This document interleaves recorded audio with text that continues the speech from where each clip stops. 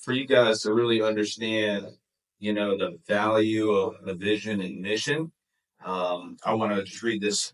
It's this principle here. It just says, write your vision plain down. It's actually a Bible verse, and back to it says, write the vision and make it plain on tablets, that who reads it may run with it. Um, and I think it's a great direction of a principle that allows people to stay focused along the same chord, and then it's got to be plain and simple so everybody can run with it, if you think this has been a disappointment in a lot of organizations that I've been in, and it doesn't make sense to me because people want to be paid these crazy high salaries or income, right? But they're unwilling to do what it takes. So I always use like an NFL analogy and say, those guys are making millions of dollars, and you guys are making millions of dollars. You guys want to be paid like lawyers, doctors, and all these different things. And you think a doctor just sit in front of a board and not recite their procedure? They can't. Do you think anyone in the NFL that's successful could go to a playroom and not be able to tell and know every route and every play they have? If they did, they would. They cut them so fast. I say NFL is the quickest organization that cuts their players or their staff members, because if you don't execute, you don't succeed. And it's the largest earning sports. Even soccer has their own countries, but within organizations, NFL is the highest grossing revenue and profitable business in the sports industry, which is pretty impressive. So, when I'm working with people constantly, I even have partners that couldn't recite the vision of a company, and I'm like, what in the world are you guys thinking? If you don't know the destination that you get to, then how in the world are you going to take other people there? You know, so even this, as my kids were developing, and athletes that I've been training, and people that have had these lofty goals, I've always just said, hey, get these things in front of you, and if it's God's word, obviously He's got some pretty good insight, and there's a reason why. Even in he created the Bible, so everybody can read it to know His will every single day in the direction for each of our lives if you're a believer.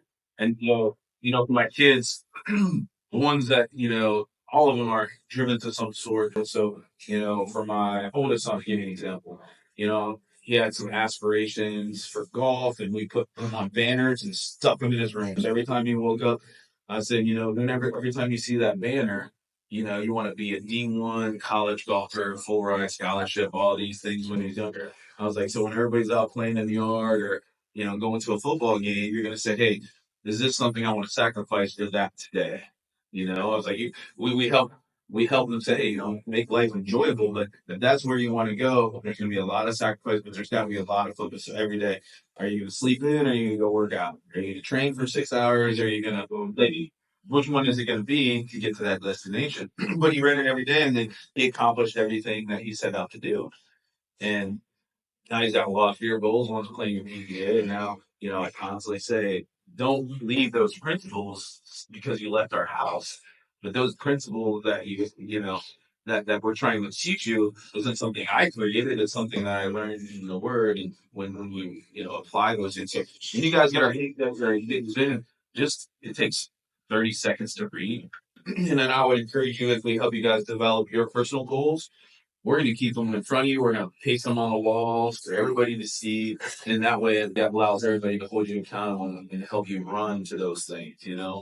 I gave, it's funny because I was brainstorming, man, I gave some huge lofty goals and made these huge commitments on these, especially here in Cape Coral, that they're building a new church. So I was like, I'm going to be real risky and stretch myself and give way more than that I'm comfortable with. To challenge myself, that the trust God, and the challenge myself. And hey, well, I was setting those goals this morning. I'm just gonna pound myself in the face and just be in it all the time. So I want you guys really to understand, and if you really believe what we're trying to accomplish, and I'm going to share a video with you. So things we're talking about, they're so attainable, and like I said, you guys are front runners to be and participate in that. So a video I'll share with the whole group. I shared it with Jimmy, watched it yesterday, and Julius watched it yesterday. It was called The Rise and Fall of CRM or CMR. And we were talking about it yesterday a little bit. And, you know, early on, the owner was talking about, yeah, it's all about customer service and serving your team members and paying your vendors and all these things. And that was his goal. But obviously, he lost track of his mission and his vision because he spoke those early on in interviews, and that rapidly allowed him to grow to great success. So they did $200 million last year, but now they're going bankrupt, and they're losing all their staff, and it talks about it in that. Um, so for us, if we're not united in that, and I'm not principled in that, then obviously it could affect everything. That'd be so disheartening.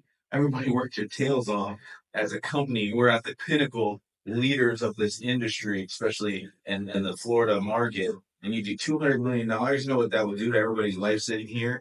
That's crazy. They earned over $1 billion in the last 10 years of business.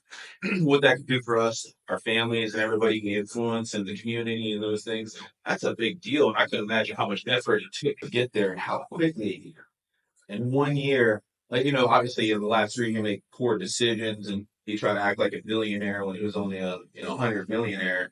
And, those things, you know, we're all susceptible to. And so it was a great story to see because I was like, man, what a great lesson for something when we're sitting here pitching a vision and saying we want to be a company that exceeds $100 million. Very obtainable. They did it. We can do it. They're no different or better than us. We got 2 arms, 2 legs, just like everybody in the organization does. We got a lot of creativity, and I think we're farther ahead than they were probably when they started with the people that we have in this room.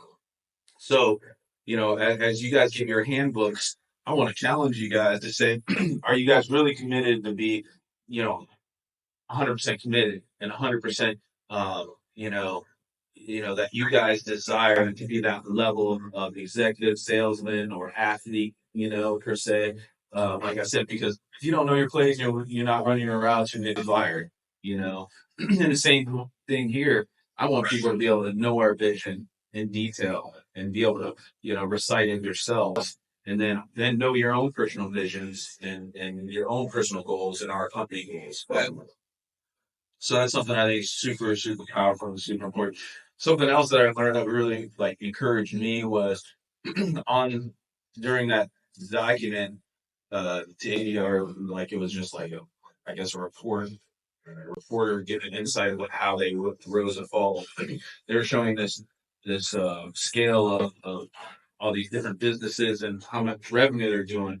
But the really cool thing was, CMR, generated 90% of the business for the Florida market, right where our Southwest were. And then the two companies that were ahead of them, that were 8 and 9, were two companies from Columbus, Ohio. Believe it or not, that both were doing $200 million. So what encouraged me in that, saying, hey, we're right on the right track and we're in the right markets as foundational growth, platforms for us to, reach this pinnacle. So that really encouraged me. The company was called Feasel, the other one's called Able, super popular, super known, but I was shocked they were doing $200 million. That's some big boy numbers for doing some rowing. And so I'm excited to take that huge market share from CMR and then infiltrate Columbus. And the good thing is, our paving company's been around for 28 years, so we have such a strong name. So we're really gonna hammer that. But another thing he said is to create sustainability for their organization. They knew exactly what they needed to do. They were succeeding from a residential platform. And they knew to create sustainability, like between storms and downturn markets, or you only get 3 years to chase after this hurricane. They needed to grow the business, and they knew they needed to do commercial retail, and you get a lot of estimates out there. And in doing that, that's the very strategy that we're attaining and pursuing, and been successful at it. We're in the business probably what 100 million, maybe 50 million proposals out for commercial, easily upwards to 100 million right now. So we've been writing papers, so we're doing the right things. What happened then is you hear in this interview or this reporting, they the commercial division's blaming the residential's blaming the commercial, but ultimately it's just the leadership spending money on all these sponsorships, and they're siphoning all the money from those two divisions and just robbing Peter to pay Paul for this glitz and glamour, and so they failed. Uh, I myself, all of us are, like I said, subject to those type of things, and I want to put myself around good people that I don't make all the decisions, but all of us, keep each other accountable to help us to get to that level. So, hey, Julius, can you go back and pull up the vision? And sorry to interrupt this.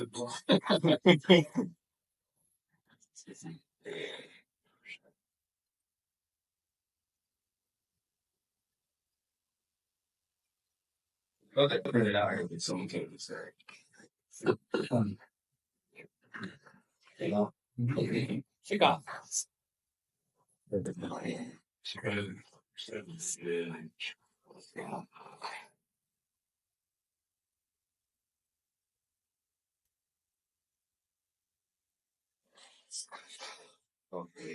And like I was saying, just this takes 30 seconds, right? But it just plants that seed. And I'm going to tell you the power of the seed that I learned from the CB, which you would believe. And so, from a construction standpoint, ODOT, if you have a 5-minute meeting with your team on a job site from a security perspective, just go through some highlights. It minimizes the risk of injury to like 90%.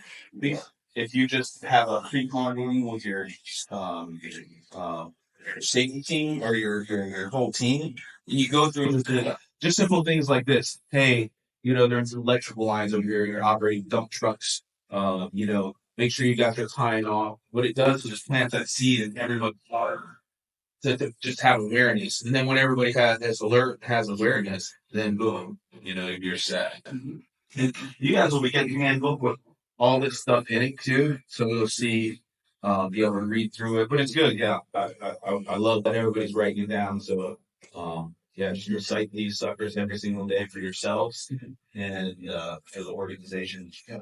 So our vision here at Shamrock, hey, you writing it down? Yeah. Is to cover the nation, the legacy of unparalleled craftsmanship, genuine servanthood, relentlessly striving to make a lasting, positive difference in every community you touch. And say we get super busy, like this is where our team comes. And say we get super busy, right? And where we're crushing, we're just, you know, job after job after job, and everybody's doing really well. And then we look back at the year and like, man, we had no community outreach. We none of us served. None of us, we didn't give any proceeds or profitability to organizations to help spur them along. Then I would say we would be failing in our vision. So we have to be so intentional at these things. Then also, I want you guys to be challenged and say, hey, I got this widow that has no money, has no insurance. Can we rebuild her roof? It can definitely be one of our sector. We create a budget to do those type of things. So you guys can also participate, and we'll always share. I love that everybody gets to participate. Because what you guys do, and when we put our hands to things, you guys sell a roof. Everybody touches that process. That probability that goes and changes the lives of, we give scholarships to these kids so they can go to school, or we do back to school programs, provide all their clothing, shoes, and different things like that. We're doing a huge Christmas drive that we do every single year for the whole community, and we provide all the Christmas gifts. I mean, nice stuff, bikes, PlayStations, camera, you name it. We provide all the research, but we share those pictures never to boast, but to say, hey, you guys are actually a part of those kids being impacted. And then, so when we just started a little campaign with the executive team saying, hey, let's find 4 families that we want to do $1,000 to, help sponsor for Christmas.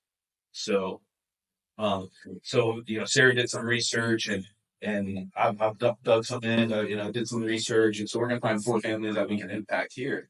Um, but and that's collectively. So go ahead. Um, so our mission is to fulfill our mission of covering the nation. We're dedicated to recruiting individuals who align with our core values. We will rigorously train our team to consistently advance in technology and maintain our unwavering commitment to refining our processes and systems. This relentless pursuit of excellence ensures our ability to provide top-notch roofing systems and service throughout the nation. Yeah, yes. As a core group of people here, so when we're gonna be staffing. So like as people start entering the company, it's our responsibility because everybody here, if they love what we're doing, if they share it, really believe in sharing the values that we have, then it's our job to protect that, that this organism. And what happens is, and this is important. I think I shared a little bit about when in my paving company that I shared yesterday, how we want to be a drug-free construction company. And it's a hard cross because everybody has users in that industry. And it took us years to get that place. But now when someone comes in, I'll get a call from 3 of my staff members saying, man, this guy's a little suspect. Then he's on notice by everybody. Foreman, my son, there's something, my buddy, like, hey man, he's a little goofy. He said, like, we have one guy like comes to man, his guy's goofy. He went, it was a lunch break, and he's like kind of like nodding out. And so they're trying to protect our work environment.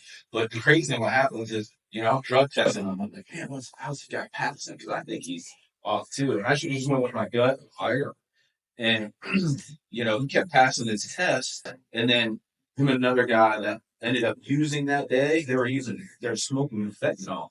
And it wasn't showing up on our radar. On a 12-point drug test, the best in ODOT 5, the fentanyl was showing. Then they crashed the vehicle, one of our nicest vehicles, into a brick wall.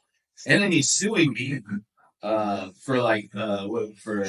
wrongful termination. You guys are smoking fentanyl in my truck and crashed it. So, but it was great because everybody is, he was put on notice, and I want to try to follow protocol, let him pass fail a drug test, confront him, let him go, and not get a wrongful termination.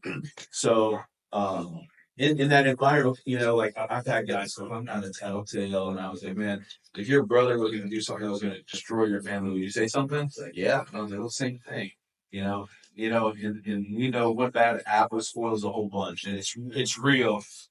And if we're on the fast track, I'm saying, man, we're all young, and life goes by quick. So why take 10 years to get to our destination? Let's make it 5. Like that guy that I shared that I read in that book that he had the quickest growing $1 billion company in history. And it's because everybody stayed united. They protected their core. Everybody was on the same vision. As soon as someone didn't fit and wasn't throwing in the same direction, they got them the hell out of there. And that's how we have to be shrewd like that. If you guys believe we can get to this place, and if you believe that you're going to share in the blessings of what we're going to accomplish together. Cool. Here we go. So, let's just plow through our values real quick, and then we'll get into some of the new session. Good. So recap on values: having a heart to serve it, having grit, obviously having fun, loyalty to each other, to the organization, intentional growth personally, and trying to intentionally grow the business, life giving, leadership, meaningful work, customer service, quality relationships, meaningful relationships, integrity, truth and honesty, helping society, flexibility, commitment to processes, excellence, and personal development. You know what I like to do? I was thinking this, and this probably be fun because I can look at that.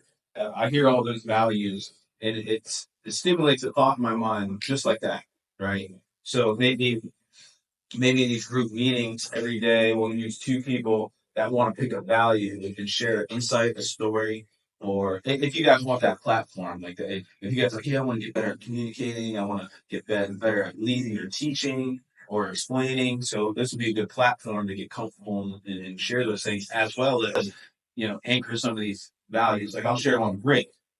It's such an important quality. They did one, I think it's at Harvard or Stanford. There's a book that was written by this lady. It's called Grit. I just bought it for my kids. Um, they, um, they did all this research and were trying to find some core values that were consistent in all the highest, elite, most successful people in the world. And so when they went through, they were like, what was the number one? They picked the number one. It ended up being grit. That stick to it, that toughness of just grinding through and just no matter what the circumstance is, that they're gonna, feel that.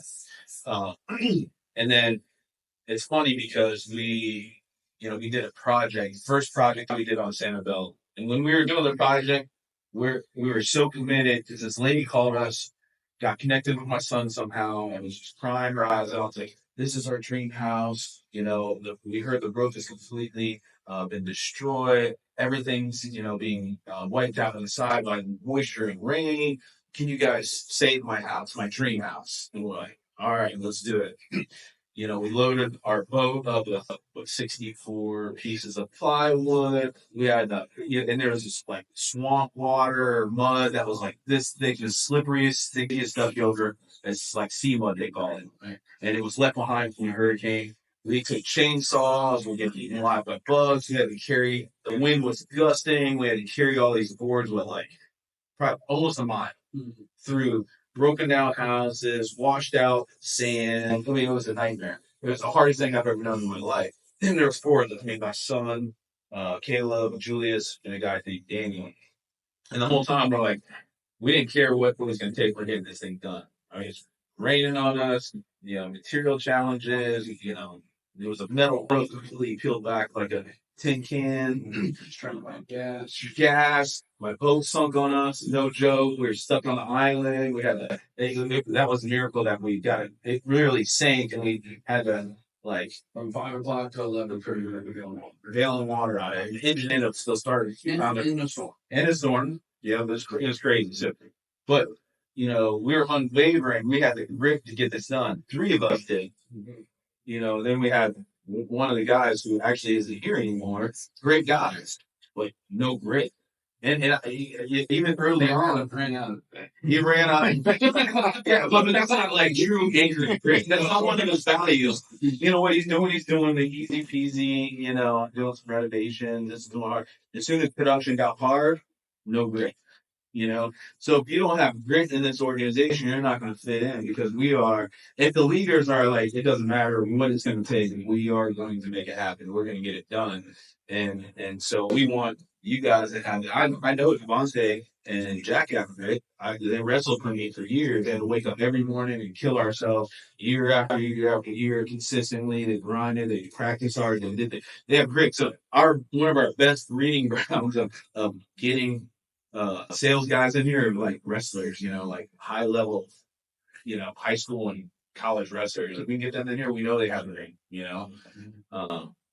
so, like I said, I could have that explanation about all these values and why they're important to me.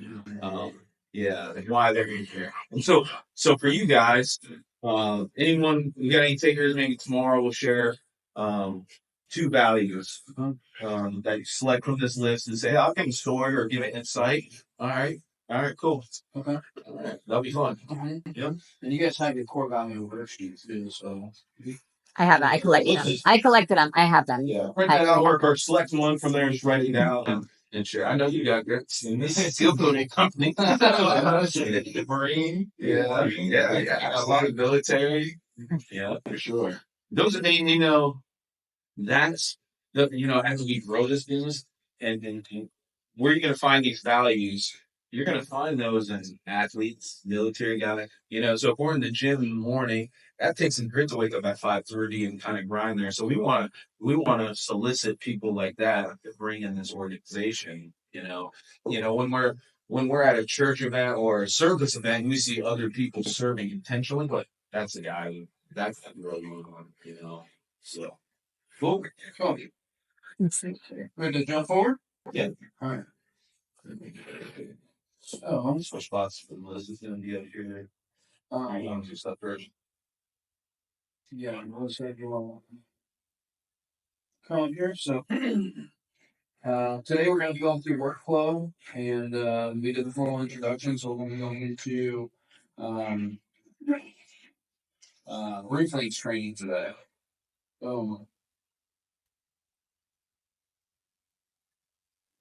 So you guys get to see through this process. Today we're going to go through the workflow here. Our goal is to simplify the process. Anytime you're coming across an issue, we want to know what the issue is so we can simplify it. And figure out the problem is, figure out what the solution is, and figure out what the shortcuts are to simplify the process. You do not need to recreate any wheels. We're not trying to, do anything super crazy different than anything that already works. So all we're going to do is refine stuff and simplify stuff. So, quick questions from yesterday. Sorry, maybe this is up.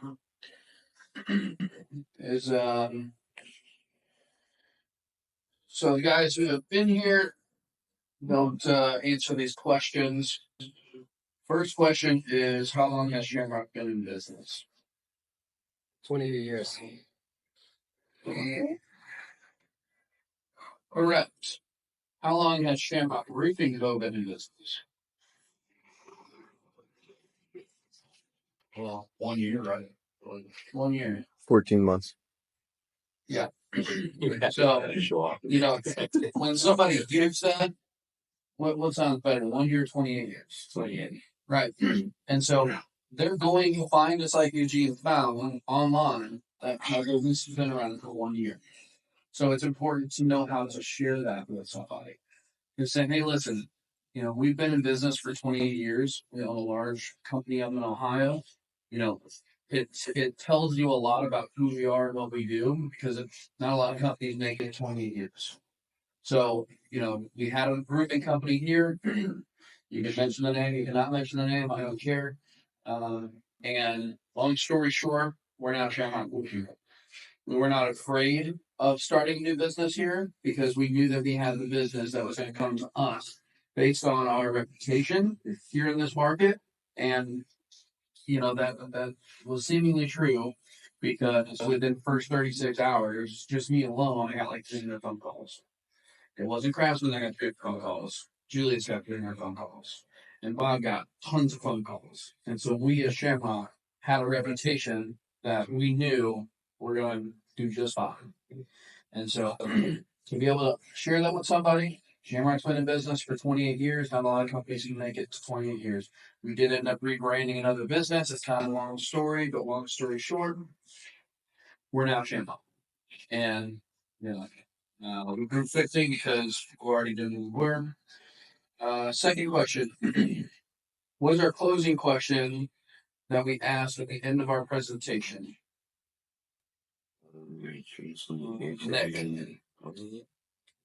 Well, the first thing that came to thought, and I thought of once you close the job, is why did you choose us? Why did you choose me? That's right. Okay, so he's telling a post-close question, which after they sign the contingency and you're saying thank you, you ask them, hey, what made you decide to choose me? The reason that you're doing that, because what they say in response to this is, they can say, oh, yeah, you got a good smile. Or, you really do what you're talking about, and, you like tennis, and I like it. It doesn't matter what they say. What you're doing is you're getting them to affirm the sale. So when they go to bed at night, they're not laying there with their head on their pillow saying, oh my God, did I make a bad decision? You're making them say why they made this good decision and making them think that they're making you feel good about it. They feel good complimenting you. So I'm glad you brought that up. Post-close question after they sign the contract with contingency. Hey, thank you very much. If you don't mind me asking, what made you decide to buy a roof for me? So that's just we'll write that down. Now, what is the closing question? Besides me meeting with your insurance company, Other than meeting with your insurance company and your deductible, is there anything that's not related to hiring me today? working this out of your insurance company or the cost of your deductible. Is there any of these one today? What's the closing question at retail?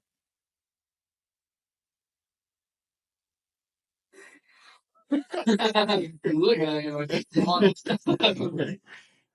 anything Honestly, I don't even remember. Yeah. other than Farmer money? price Price. or Amen. payments. Yes. The first thing, is there any other reasons why you can't hire me today? That's right. Very good. Okay. Final question. Closing question.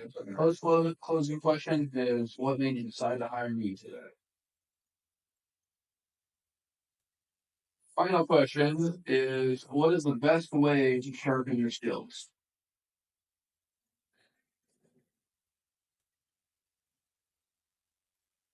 Best way to sharpen your skills. Anyone? Practice. Price? Practice. Practice. Thank you. Everyone here? Practice. Repetition, training. So sharpen your skills by doing what we're doing today. Before we jump into Melissa's stuff, Thomas, you want to run through some of this stuff here? Yeah. Oh, you want here? I'll turn off.